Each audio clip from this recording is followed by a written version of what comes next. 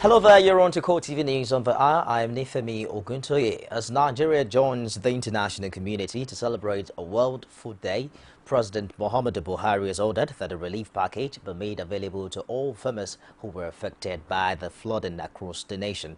Permanent Secretary in the Ministry of Agriculture and Rural Development, Sani Ochono, reviewed these at a commemorative event to celebrate the day in Abuja. Chono, who said details of the relief aid are being worked out, noted that food security and social protection are solutions to rural poverty. Representatives of the Food and Agriculture Organization also said the UN is even on lending support to efforts to break the cycle of rural poverty. Who have suffered tremendous losses as a result of the unfortunate flooding experienced across our major agricultural belts. President Muhammadu Buhari feels and shares your pains. He has also directed that we take mitigating measures, details of which shall be announced in due course. We shall also be promoting climate-smart agriculture to increase the use of flood-resistant and early maturing varieties of seeds, adoption and use of organic nutrients, including fertilizer, provision and greater use of irrigation facilities, as well as mechanization. Social protection allows poor people and vulnerable households to have a longer time horizon, offering them hope and ability to plan for the future. And far from creating dependency, the evidence shows that social protection increases both on-farm and non-farm activities, strengthening livelihoods and lifting incomes. Social protection also fosters more investment in education and health of children, and also reduces child labor. World Food Day is observed on the 16th of October, and the theme for this year seeks to highlight the importance of social protection in ending food poverty, including greater access to education and healthcare. In Lagos, a couple of public affairs analysts has called on the government to break the cycle of poverty in Nigeria. And more people must continue to think about going into agricultural business. And besides, the government also must be proactive in this regard. The government must start turning out policies that can start supporting better agricultural, the growth of our agricultural sector. We must continue to see agriculture the way we see oil now. If we can't be drinking oil. We cannot continue to be drinking oil. So it's like the whole attention has been shifted to politics and oil in Nigeria. We now have to encourage the system to start looking at agriculture as a savior of our mankind in Nigeria, especially Africa. Another area is small-scale industry. We are not giving any much of attention to that, except that it is given an attention to. We may not be able to reduce inflation rate, we may not be able to reduce unemployment rate, and we may not also be able to reduce even the crime rate that which you asked at the first instance. Because many of those crime scenes that you are seeing, we might as well target to unemployment. When somebody doesn't have anything to eat, there is tendency, except God's faith and God's grace over that person, there is tendency that it will take to crime. Nigeria will soon expand its diplomatic relations with Ukraine, exploring new areas of mutual benefit for both countries. This indication was given by Vice President Yemi Osinbajo while receiving the Ukrainian Ambassador Valery Alexandrov in his office at the presidential villa. Osinbajo hinted that the Buhari administration will be interested in working with Ukraine in the areas of agriculture and steel sectors, besides their ongoing cooperation in education. According to him, Nigeria looks forward to the setting up of a binational commission that will deal with the various issues and expand relationship between both countries.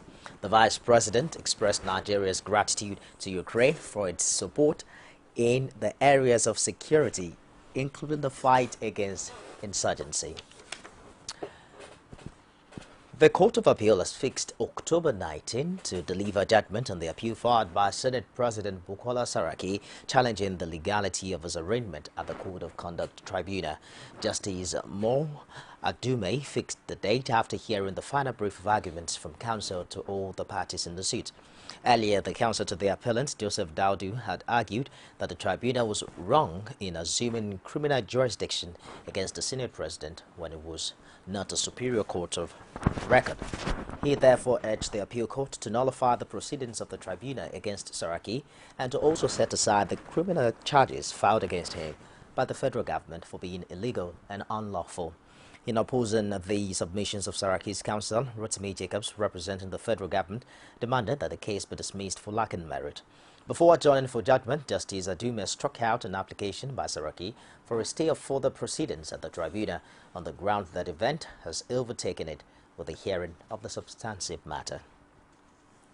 Former Governor of Akwa Ibom State and now incumbent Senate Minority Leader Godswill Akpabio was on Friday questioned by the Economic and Financial Crimes Commission, the EFCC. Akpabio was taken in by EFCC operatives at about 5:20 p.m. He was said to have been accompanied by a few aides and a senior advocate of Nigeria, Ricky Taffa. The spokesperson for the EFCC, Wilson Owajarin, did not answer or return calls seeking comment on the story. The EFCC had begun investigation into the alleged theft of 108.1 billion naira of Akwa Ibom funds by the former governor in June. The action followed a petition forwarded to the commission by an Abuja-based lawyer and activist Leo Ekpenyong. Ekpenyong had on June 8 petitioned President Buhari and the EFCC calling for Akpabio's probe and accusing him of looting Akwa Ibom State Treasury. We'll take a break now and I'll be back with more stories. Stay with us.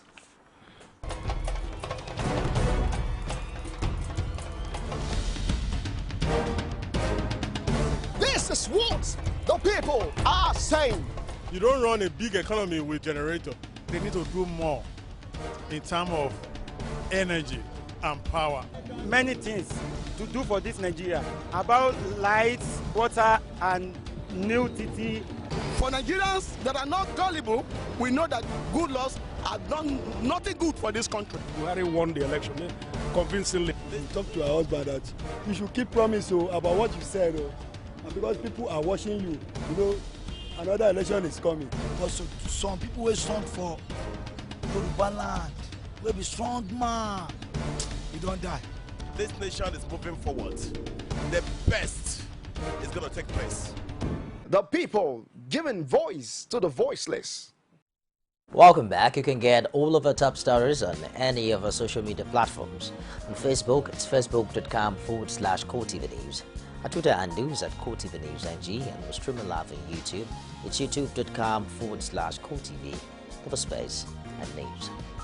The Ekiti State Governor Ayodele Fayose was embroiled in another drama when he arrested an official of the Federal Road Safety Corps, FRSC, for driving against traffic.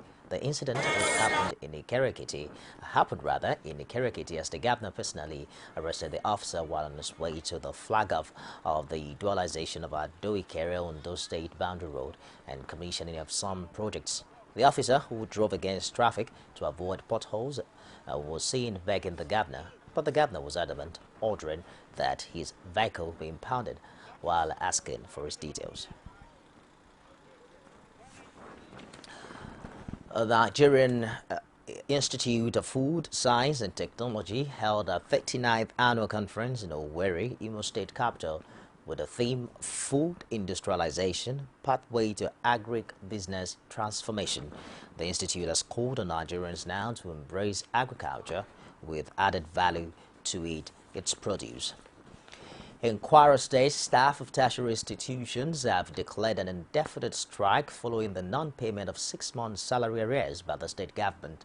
Addressing journalists after an emergency meeting with the members, the state chairman of the Committee of Union in Tertiary Institutions, Abdukarim Kanike, noted that several efforts made to let government citizens fell on deaf ears, while the government on its part urged the unions to utilize their internally generated revenue. Rashid has more in this report. Members of the Committee of Union in Tertiary Institutions, comprising 5 institutions in Kwara, have been at loggerheads with the state government for the past 3 months over the non-payment of salary arrears. Briefing their members on the effort made so far, the state chairman of the committee, Abdul Karim Kanike, informed them that all efforts made for government to pay their 6-month salaries arrears did not yield fruitful results. Addressing journalists, the committee says it has no option than to declare indefinite strike starting from Monday, having exhausted all peaceful means. Today, we have all agreed. Our people has given us a mandate. And that mandate we took to the meeting we had with the permanent secretary yesterday and all the management of the tertiary institution. Our entitlement of 6 months salary should be paid at the expiration of 14th October 2015. And with the government position as of yesterday that the reality is they don't have money. Our people has given us a mandate from Oro to Lafiaji to Ilori to Kais. That if the reality with the government is that they don't have the money, then the reality to them is that they can no longer work without payment. So therefore, we have assembled here, we have evaluated that mandate, and the reason is, the decision is we are going on industrial action. Reacting, government spokesperson Muhyiddin Akorede agreed that the government is owing, but not up to 6 months. He blamed the situation on fall in revenue from the Federation account and urged the higher institutions to make judicious use of internally generated revenue to pay salaries. And as I speak to you, government officials are working around the clock to try to raise the funds to pay subventions to the tertiary institutions, all parastatal, including tertiary institutions. So it's unfortunate that they have chosen not to recognize the government's efforts to solve this problem, knowing that this is a national problem. It's not limited to Kwara State. Secondly, those institutions are revenue generating. They generate funds, and it is government's expectation that they should be able to use the funds so generated to pay their workers and suspend any infrastructural projects pending the resolution of this financial crisis. As both the unions and governments took their respective stands, it is hoped that the issue will be settled soon to guard against total collapse of higher education in the state. Rashid, CoreTV News, Ilorin. Lagos State Governor Akinwumi Ambode will on Monday, October 19, swear in 23 commissioners and 14 special advisors who will constitute the State Executive Council. According to a statement signed by the Chief Press Secretary, Habib Aruna, the ceremony will hold at the Adeyemi Bureau Auditorium, Alausa Secretariat at 10 a.m. It will be recalled that Governor Ambode had named 6 former cabinet members from the Babatunde Raji Fashola administration, including former Commissioner for Agriculture, Bola Lawal, former Commissioner for Health, Dr. Jide Idris, former Special Advisor, Central Business District, Folarin Koka, former Special Advisor, Commerce and Industry, Sheo Ladejo, and former Special Advisor, Works and Infrastructure, Engineer Ganiyu Johnson, alongside former Special Advisor on Rural Development, Babatunde Hompe. Well, violence against women is no longer an individual problem, but a worldwide menace. Over 90% of women are now violated by their male counterparts, be it their fathers, brothers, uncles, even husbands or strangers. Our correspondent Netwe Levery has some more interesting details in this report. Poverty and lack of access to basic education are some of the contributory factors to the unwarranted defilement of underage girls. Hawking has become a cultural trait in many communities, whereby female children are given items to sell after school hours by desperate parents in a bid to boost family income. They could end up being lured into secret, quiet places or rooms and raped even by neighbors.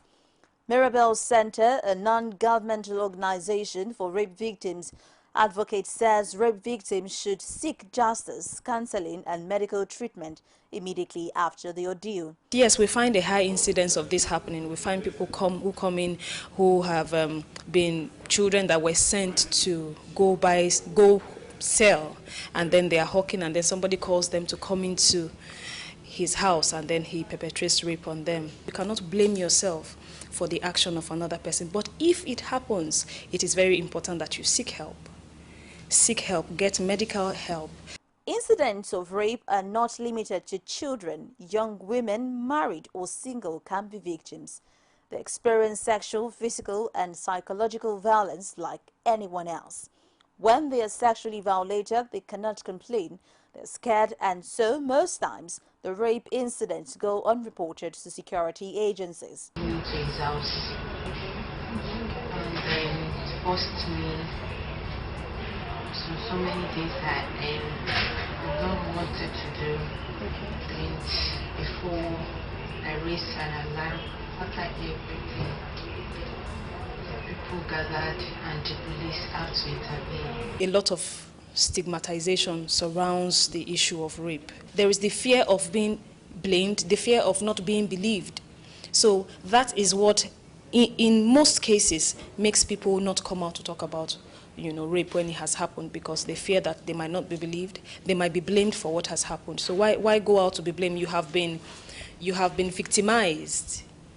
Some men believe having sexual intercourse with underage girls cure the dreaded HIV/AIDS disease, while some defile these girls for ritual purposes in order to get rich quickly. No, there is no scientific or backing whatsoever for that. It's a myth, and it should be discarded because it's just an excuse to perpetrate rape.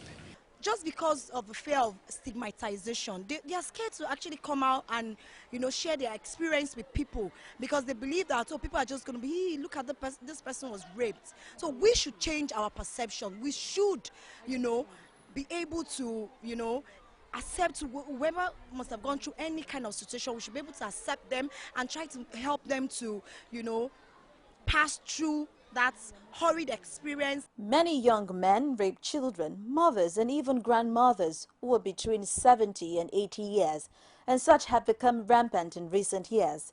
As a society lost its moral bearing because of materialism, it is hoped that this unscrupulous act will be reduced drastically. Talking about rape, 2 young children are reported to have been raped in the Indian capital of Delhi, drawing strong criticisms from the city's chief minister, having declared a while accused the government and police of not doing enough to protect minors in the city. The latest attacks come after a 4-year-old girl was allegedly raped in Delhi last week. 2 years ago, India tightened its laws on sexual violence after the brutal gang rape and murder of a student. Mr. Kejriwal criticized Indian Prime Minister Narendra Modi and Lieutenant Governor Najib Jung for failing to provide adequate safety and security in the city. Migrants have begun arriving in Slovenia by bus from Croatia after Hungary shut its border with Croatia to try to stem the numbers arriving en route to Western Europe. Hungary closed its Croatia frontier on Friday and now says it will reintroduce controls on its Slovenia border. Many of the migrants aim to continue north to Austria and Germany.